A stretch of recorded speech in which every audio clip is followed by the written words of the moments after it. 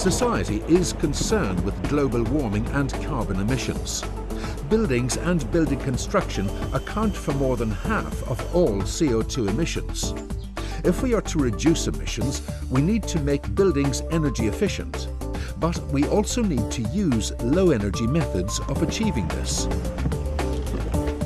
Natural materials not only help to make buildings energy efficient, but also they can make buildings healthier and function better. Natural materials generally have a much lower carbon footprint than conventional building materials. Most conventional materials consume a great deal of fossil fuel energy to produce and therefore contribute to CO2 emissions.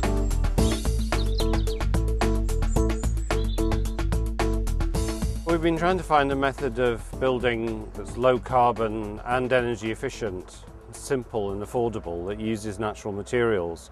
Hemp and lime mixed together seems to answer all of those needs. The technique of construction was developed in France about 10 years ago and used to a small extent there, but actually didn't really take off for some reason. We found out about the technology, did our own research. A number of people came together in the UK and we decided it was something that was commercially viable, and it's taken off to a large extent here. There are probably about 50 hempcrete buildings all over the UK, ranging from a brewery warehouse, a £20 million project, down to individual houses and even people's sort of summer houses in their garden. I mean, it's been used for all sorts of different forms of construction.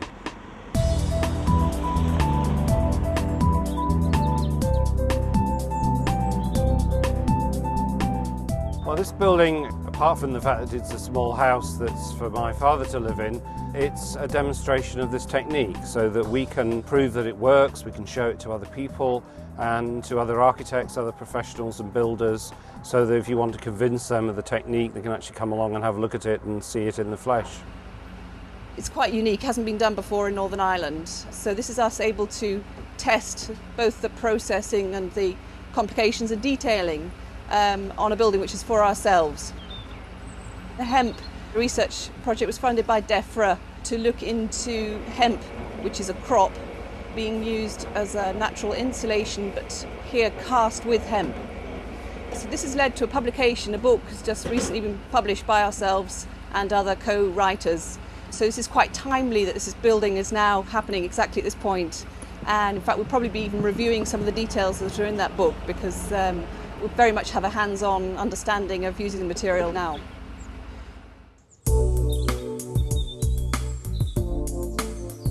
We started the superstructure, that's the work above ground, 4 months ago.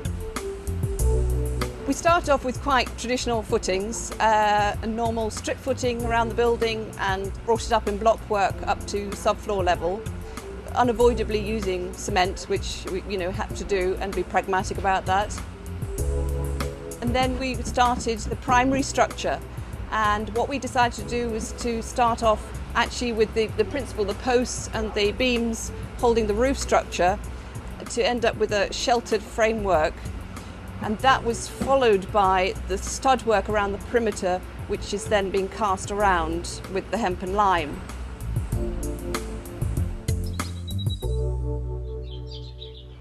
The hemp needs a sort of rethinking in terms of what we call traditional building construction, because we've been using a cavity block construction for the last century really, and a lot of plastics in buildings. So this is a monolithic construction, and the insulation properties of the hemp are both that it's a good insulant but also has thermal mass. Monolithic means that it's one material right through. It does have a stud wall buried in the middle of it, but it isn't layers of separate materials. So even timber frame construction, which is favoured by a lot of people who are trying to improve insulation, has too many layers and too many different processes, and that's what we're trying to reduce.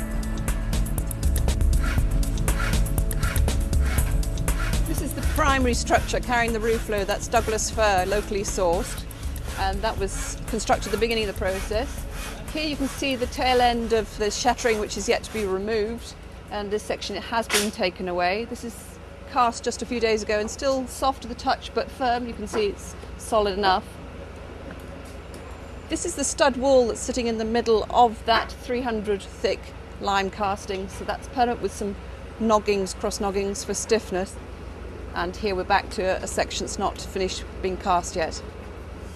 This is the base of the posts here with a rigid fixing, so we got rigidity in the whole building frame from the start, sitting on its own padstone and the subfloor level there below. This is the radon barrier coming up tucked into the DPC, and we have the electrics that we had to put this ducting in ahead of the hemp being cast.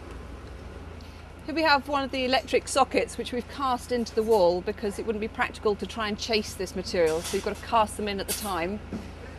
And then here we've got the window reveal, which is lined with the Heraclith board, which is a permanent shutter, and that would stay in place.